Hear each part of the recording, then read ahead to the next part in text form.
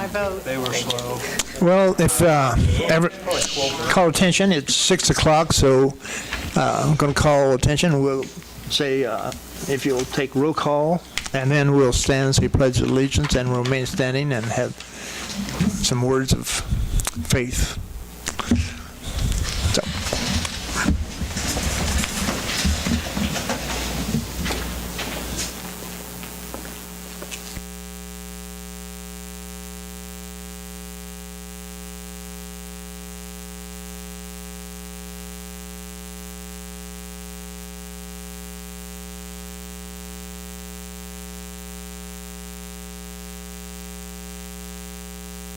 Let's bow our hearts and minds in prayer.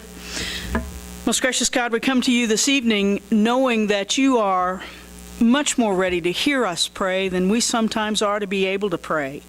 But nonetheless, we come to do that, to give you thanks for this day and all the goodness that's a part of it, to give you thanks for these folks who help to run our community, who help to take care of it. For those who come and support, those who come to be a part of it, we're grateful that we have voice and can exercise that voice. We ask you, as we meet this evening, that you give us a grace and a certainty about that which we do, enable us to be present to the needs that are before us, to act accordingly and graciously, and always and ever, O God.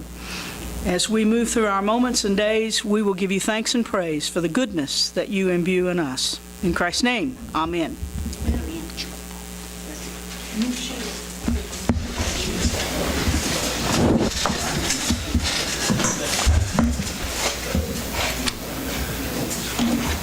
Well, that brings...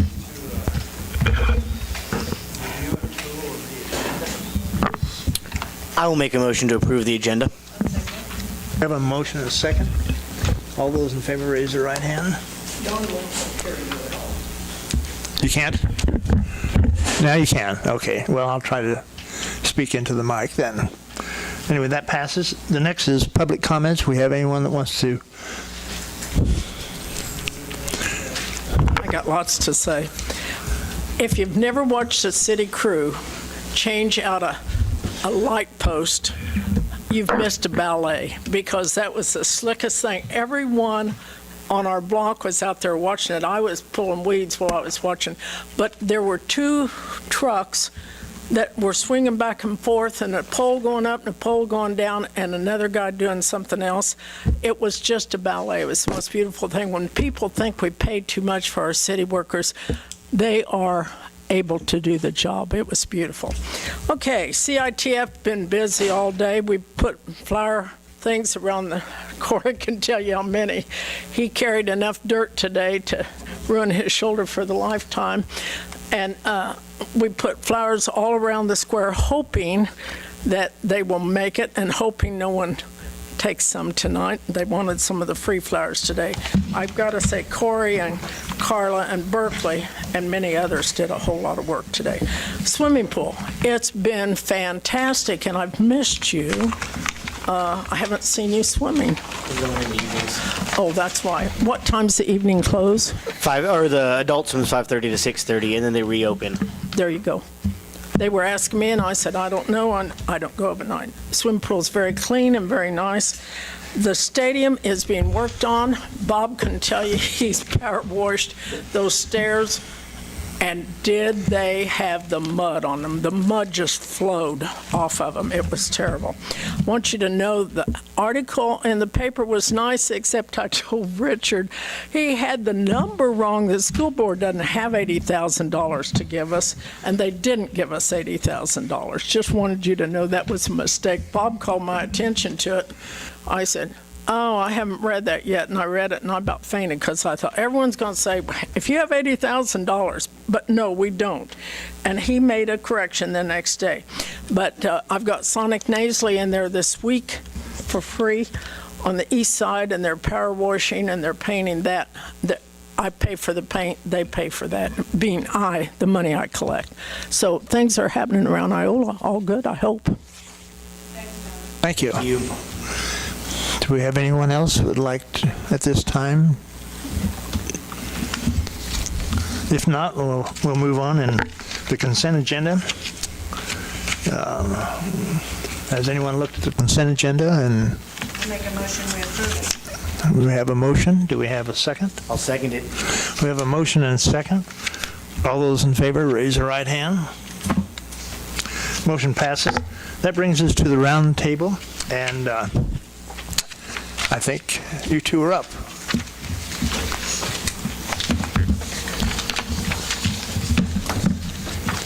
Good evening. I'd like to introduce to you Bill Michaud. Bill is from Fort Scott. He is the developer, owner, and operator of the Sleep-In Suites, 2.5 years old, and he would like to talk to you tonight about doing something similar in Iola. Thank you. Thank you very much. Thanks for allowing me this time on the agenda this evening. As Bill said, I'm Bill Michaud.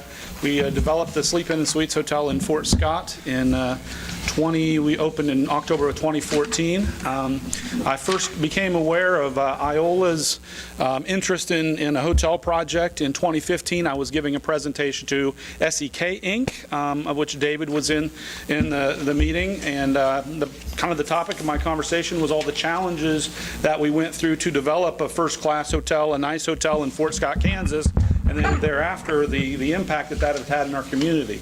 And David, after the meeting, came up and said, we believe we have that same need or a similar need in Iola, and we're in the process of looking for a company, a research firm, to do a feasibility study. And once we get the results of that, if you have any interest, we'll give you a ring and see if you have any interest. And I learned thereafter that I was a little late when I called him back 6 or 7 months ago, or after that meeting, when there was another developer that had come to town and made a proposal, and I thought I missed a big opportunity here in Iola. And as that went, the opportunity still exists, and I'm interested in taking advantage of that opportunity and doing what I can to both benefit the community of Iola and offer services that I think are not currently available, to bring money in off of the highway and support your local businesses, local tourism, and provide a benefit to the community. So on the back page of the picture document that I passed around is kind of the ins and outs, the details, and I'll go through those real quickly. The basis of my presentation today is just to introduce myself. I've been in conversations with Sid, and we are in draft form. We have a development agreement, and that I would ask, we're going to get that finalized here in the very short term, and be able to present that to you soon. And we would respectfully request a consideration of that development agreement at the next meeting. So we'll make sure you have details of the contents of that plenty in advance to review and discuss it next at the next meeting. What we're planning is a $4.5 million estimated construction cost, 32,000 square foot facility that'll have 55 to 60 guest rooms, depending on architectural, how things work out in the design phase. We'll offer everything that you would expect out of a first-class hotel, and that would include free hot breakfast, indoor pool, probably a small meeting space, business center services. We'll create 12 to 15 full-time jobs during the operating phase, and there'll be more opportunities than that during construction phase. We always look for opportunities to hire local contractors and keep the business, keep contracting local as much as there are qualified vendors available to handle the scope of what we do. We have under contract the property next, just east between Bill's Way and the highway. I think that's a location that is the right location for a hotel property if we are anticipating pulling a lot of travelers off the highway that might otherwise zoom right by. Thrive Allen County did engage Steve Robb. I believe some folks may be familiar with that name. His company is Municipal Consulting, and he does cost-benefit analysis studies for projects such as this. And the numbers I've put on the right side of the document here are the numbers that come out of that study. So what Steve projected is in excess of $2 million in direct financial benefit to the city and the community over the first 10 years, and that broken down comes out to $1.4 million in transient guest tax and sales tax taxes collected. It comes to $540,000 in new property tax income for the city and $81,000 in utility and franchise fees. So that's direct benefit. And when you talk about tourism and clean dollars into a community, it's really hard to calculate the money that folks will spend in the restaurant and the gas stations and your retail locations. So there's a multiplier effect to everything that when you're pulling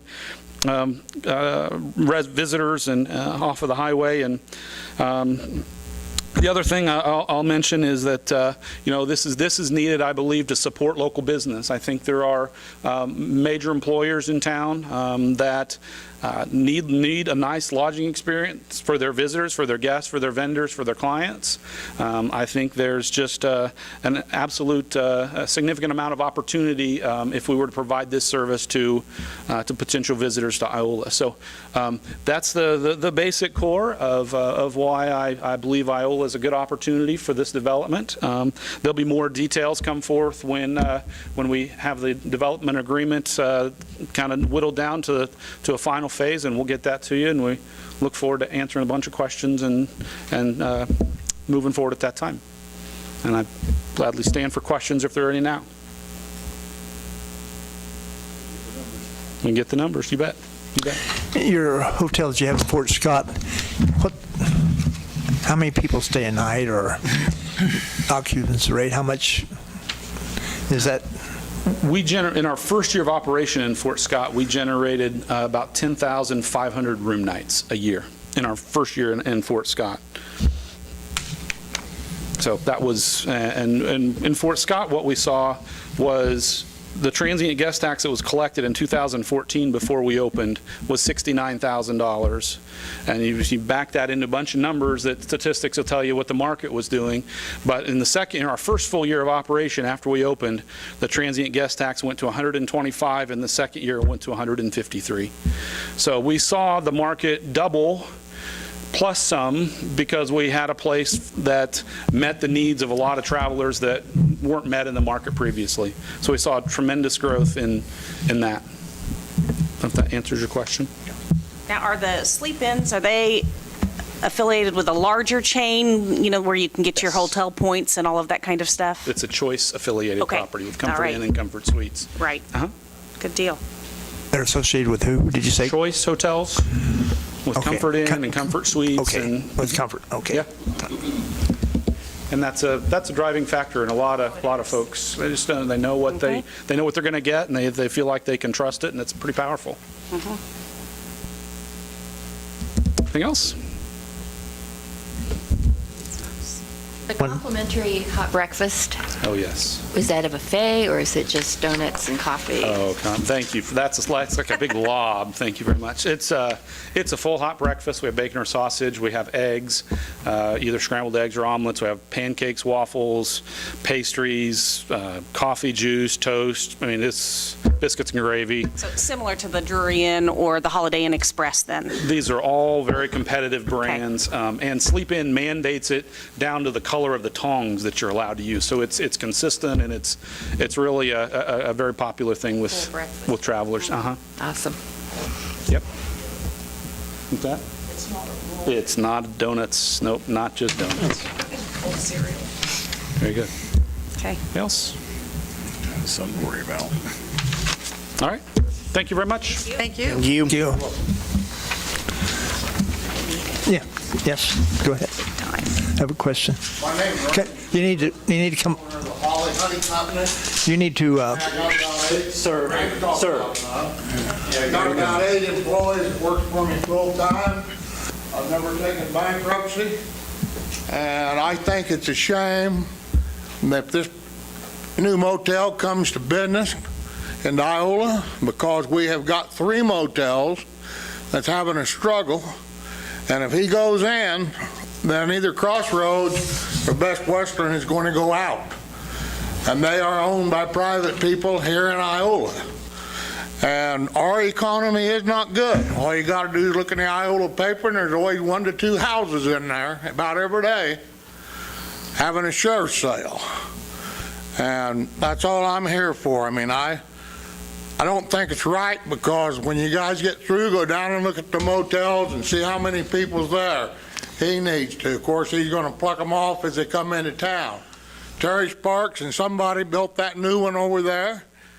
He's put a lot of money in it, and they're going to lose a lot of business, and one of the other two motels are going to go out of business.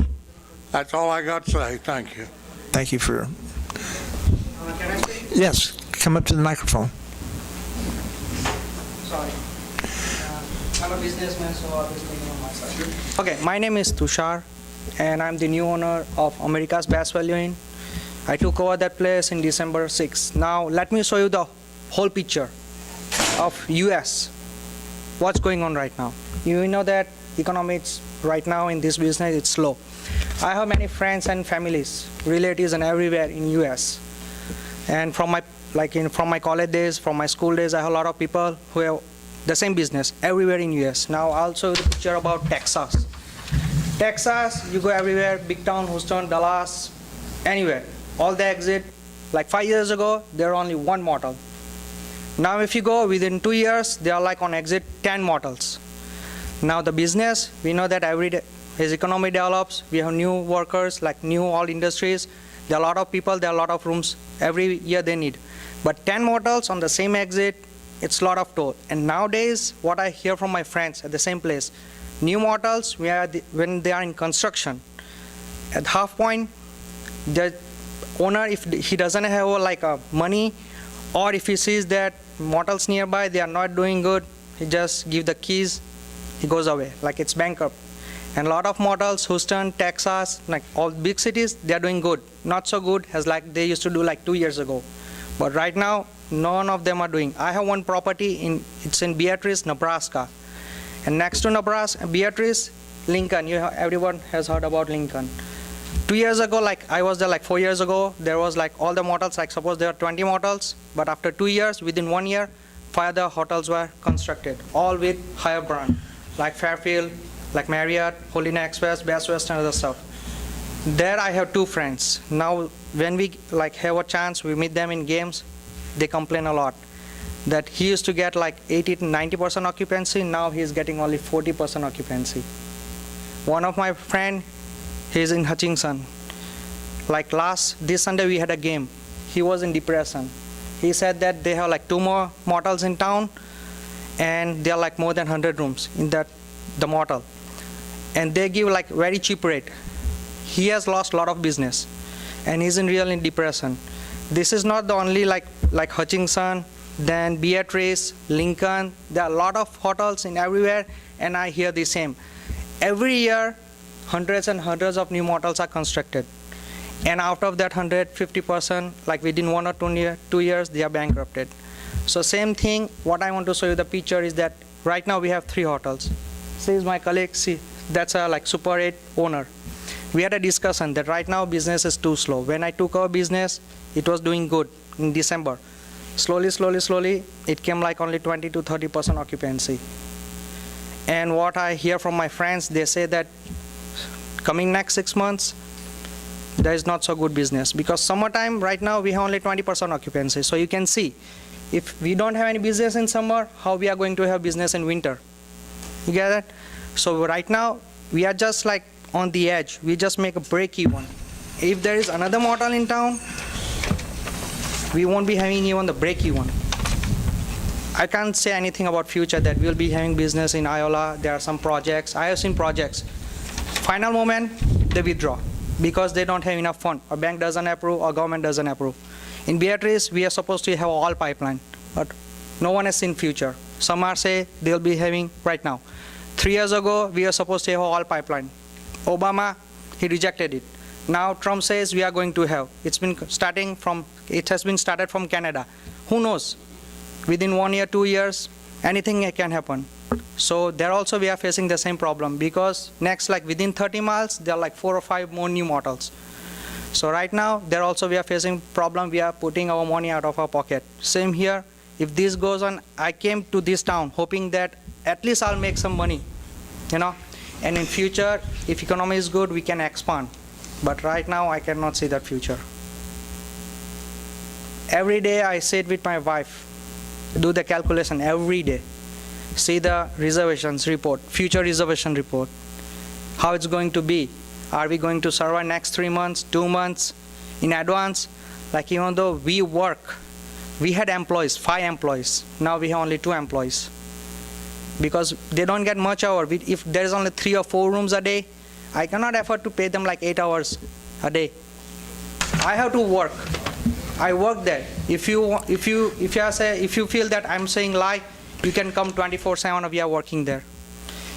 At least if you want to go out, I have to give 6 hours to employ the employees and come back like right away after 6. Not even a 1 minute I have to, because 1 minute counts. That's we have to pay out of our pocket.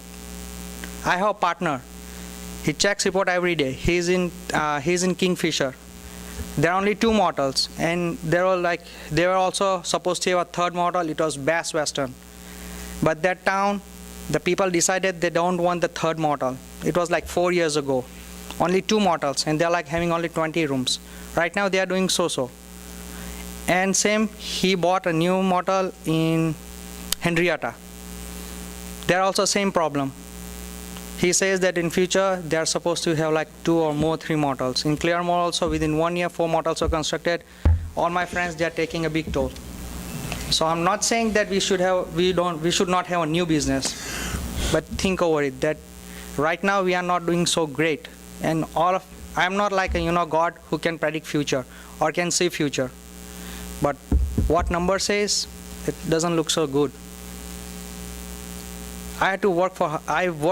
Started from housekeeping. I did housekeeping, then manager, general manager, now I am owner.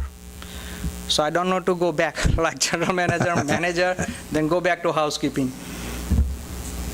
That's what I'm saying, that I'm not saying that we don't need a new business. We need a business. But you decide what the figure says. I'm not saying so good. Also, we are having like 2 or 3 projects. I know, next year, but that's only few months. What about rest of the year? Motel industry, they have mortgage for 20 to 25 years. If you see only next 2 years, it doesn't matter. You have to see way far, 10 years, 15 years from here. In this town, no motel has bankruptcy. Other towns, if you check the data, you will see at least 1 or 2 motels, minimum 1 motel, they are bankrupted. That's all I wanted to say. Think about the decision. Thank you. Well, thank you. Anyone else want to make any comments?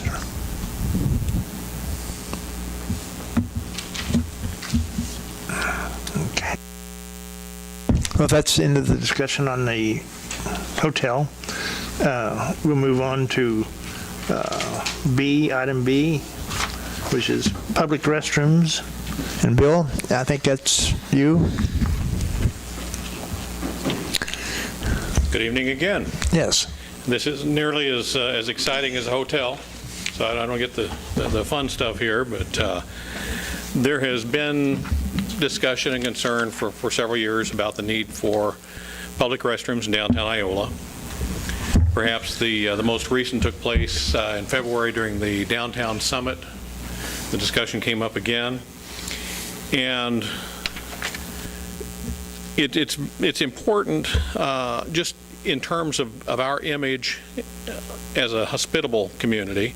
We want people to come down and enjoy our downtown area. We want to create new activities, new events. We're looking at ways to bring more people down after hours. There are several groups working on different ideas, but the downtown restrooms are important for events like Farm City Days or the band concert, Farmers Market, the Cancer Relay for Life. We have a very active downtown area, but in order to accommodate folks, they either have to go home or the county has to open up the courthouse and pay someone to maintain that during those times.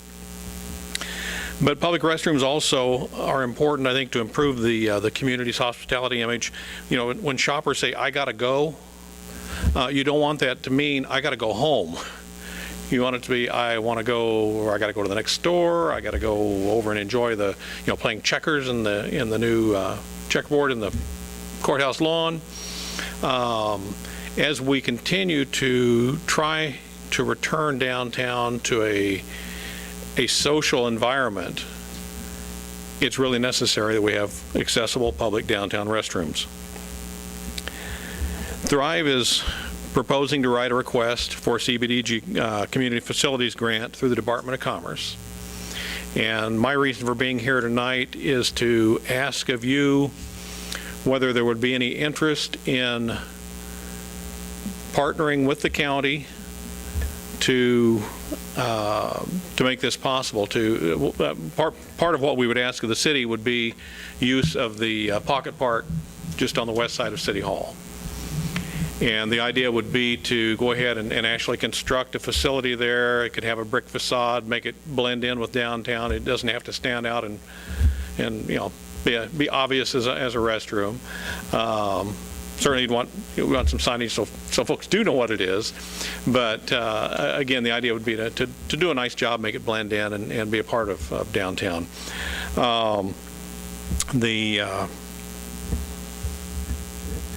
The concern has come up before of vandalism or things of that nature. Hopefully by being right next door to City Hall, it's a high profile area.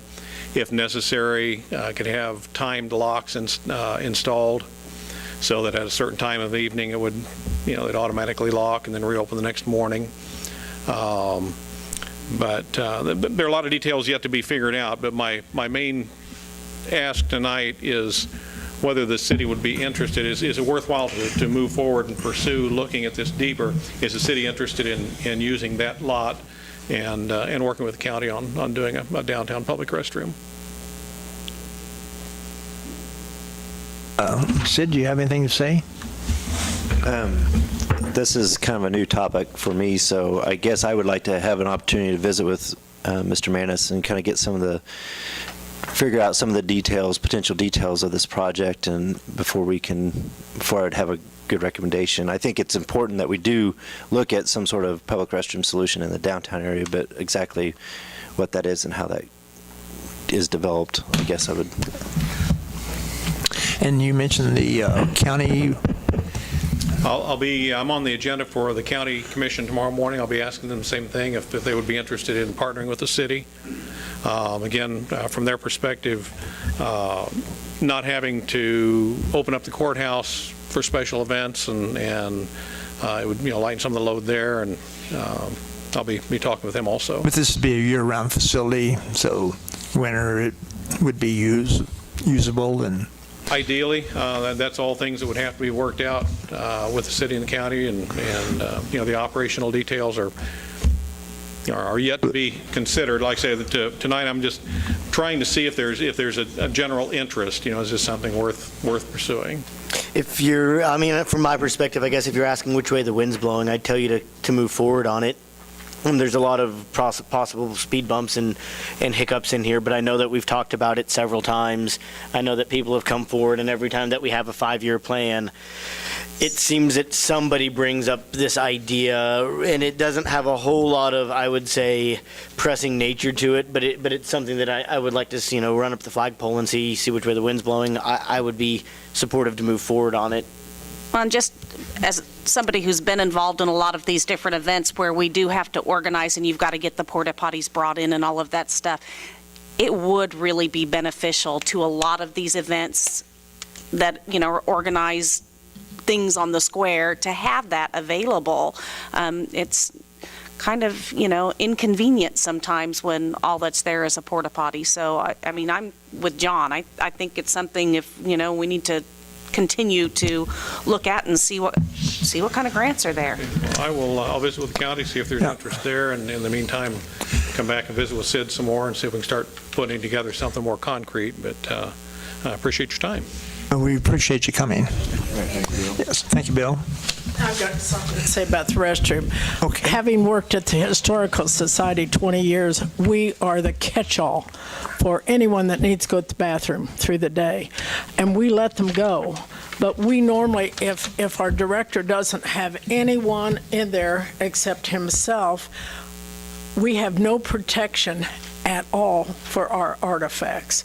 And we let them in, and we try to move him with them, but when we have docents in there, someone can kind of stand in some of the areas where it's a problem. We have talked about that in CITF. We've talked about it, I think, in every group I belong. Today was a perfect example. I just happened to take my keys for all of us who were planting flowers, and guess what? We needed the bathroom. And there's always a need, I don't care what you're doing. And we have talked about it, I can't tell you how many times. There is a need for it. And we don't mind letting people in, but you're talking extra hours where it really would be handy. We've talked about that in the tornado shelters. Thank you. We have any more discussion on this topic? It's a good idea. I think it's a good idea, too. Okay, I guess we'll just move on to the next item, which is neighborhood revitalization hearing. And I think that's Corey's going to talk to us about that.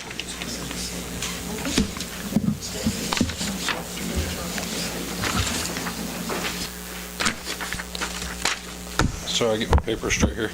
It's been requested by T&T Business to extend the neighborhood revitalization application, or they're granted a year once their building permit's issued to get the completion of the project done.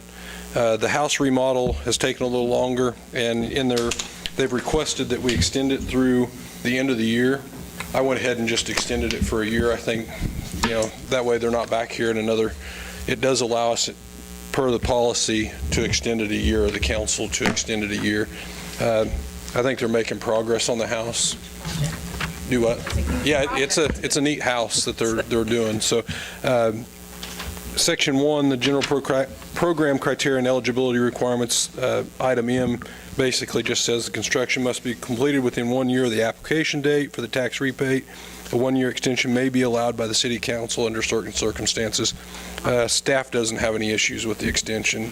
I would make a motion to approve the request of the application extension of the neighborhood revitalization tax rebate plan for an additional year from the original application date for 417 East Madison Avenue. Second. Sorry. Well, we have a motion and a second. That's pretty good. All in favor, raise your right hand. Motion passes. I think you just said 417. Okay, the next is National Guard Family Day Pool Pass. Sid? Yes, the National Guard has a Family Day event coming up in August. They have requested some pool passes to give to the people coming in. So I think the guardsmen, people actually in the Guard kind of have some duties that they have to do, and this is kind of for the family to have something else to do besides just kind of sit around. And so they've requested up to 150 passes for the pool for that day. I would make a motion that we grant the pool pass request. Second. Well, we have a motion and a second. Any further discussion? Yeah. All right, and all those in favor, raise their right hand. Just an FYI, we did this last year, but we did it a little bit on the fly, more informally, because they came to us about 2 weeks in advance, and it was in between meetings, but we ended up kind of, I think, going ahead and doing it anyway. So this just lets them get the word out a little bit better. Okay, next is the adoption of the purchasing policy. Yes, last meeting we had the purchasing policy as a roundtable item and discussed, primarily the main discussion point was the local purchases. That is reflected, I believe that those changes are reflected in the policy. What we are asking is, originally this was done as an ordinance, and I kind of see this as more of an operational guide. And so rather than having this as a code item, making this just something that is passed by resolution, it gives it a little more weight than a normal just plain motion, but yet does not place it in the code. So what staff is asking is that you approve Ordinance 3475, which repeals the original Ordinance 3403, and then passing a resolution 2017-08 to approve the purchasing policy updates. I have some holdups with the policy, but I think it's better than where we were. And I mean, I don't love it, but at the same time, I think it's better to give you direction and give staff direction on these big purchases than what we were doing of every week having this big, long discussion and kind of having a fight out here. It's better that staff, I think, knows what to do. That's what we're here to do, is divide and to define policy. I also really like this a lot better as a purchasing policy than an ordinance. It doesn't seem like an appropriate place for an ordinance, so I will make the motion to approve ordinance 3575, or 3475, and authorize the appropriate signatures. Approve. Well, it's got to be one at a time because I'll be stacking motions at that. Okay. Second the motion. We have a motion and a second. All those in favor, raise your right hand. Motion passes. I'd like to make another motion to approve Resolution 2017-08. Second it. We Second. have a motion and a second. Any discussion? All those in favor, raise their right hand. That passes. That brings us now to council and administration reports.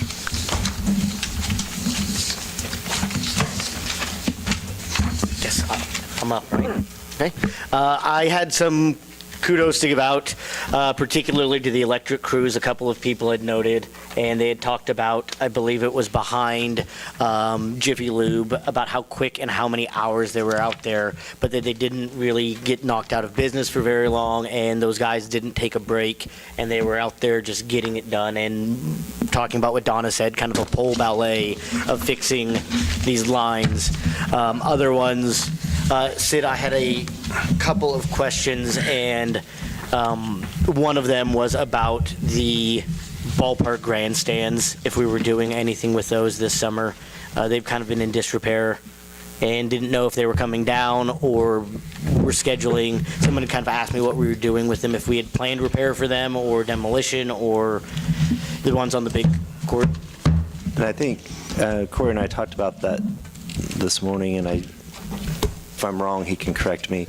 I think we're kind of waiting for the new high school AD to get in, and so that we can have a conversation with them and the representative for the Legion baseball team, and kind of see if we can figure out whether we cut them down and replace some of the boards on the smaller section, replace all the boards, or take them all the way down and buy a set of aluminum bleachers that are maybe a little bit smaller but much nicer, and replace those. But that's kind of where we're at with those. Okay. I'm going to try and get a meeting with them after fall season and figure out this case. Lastly,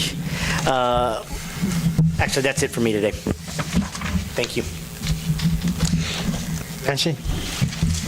Just thank you to everybody. I know there were city workers and a lot of volunteers that did get those planners put out today. I unfortunately had to go to work, but had to be at work today since I'd been off a while. So, but they do look nice, and I'm really excited about how that's going to bring those little nice bits of color to our square and just brighten things up as those flowers grow. So, thank you to everybody. Okay, I guess that brings you to Beverly. I have nothing, Mr. Mayor. Okay, how about you, Bob? Yeah, Becky Robb brought to my attention that she did not get a application for the bed tax for the fair. It was sent to the person that filled it out last year.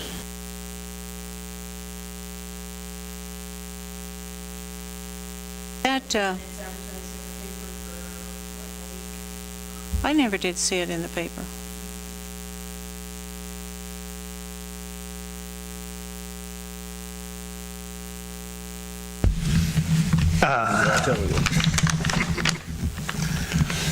I just want to compliment our city employees.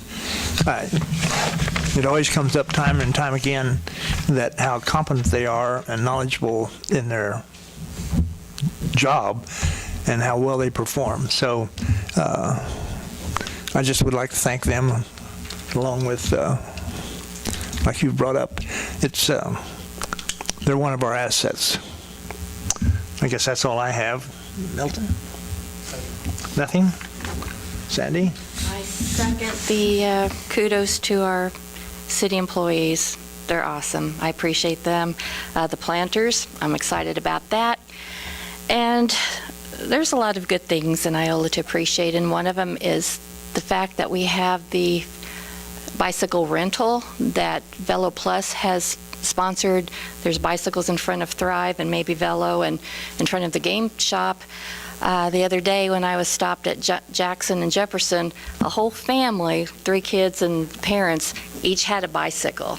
And that just made me so very happy to see that they were getting to get out and enjoy a bicycle ride together. And there's no cost to it. You just go in and show your ID and then have fun on your bicycle and come back. I appreciate that a lot. There's many things that Iola can do to make everybody's life a little bit better. That's it. And I don't have anything to add for tonight. Okay. Well, I guess that brings us to the next item, and that's someone making a motion for adjournment. Make a motion that we adjourn. I'll second that. Well, we have a motion and a second. All those in favor, raise your right hand. Meeting is adjourned.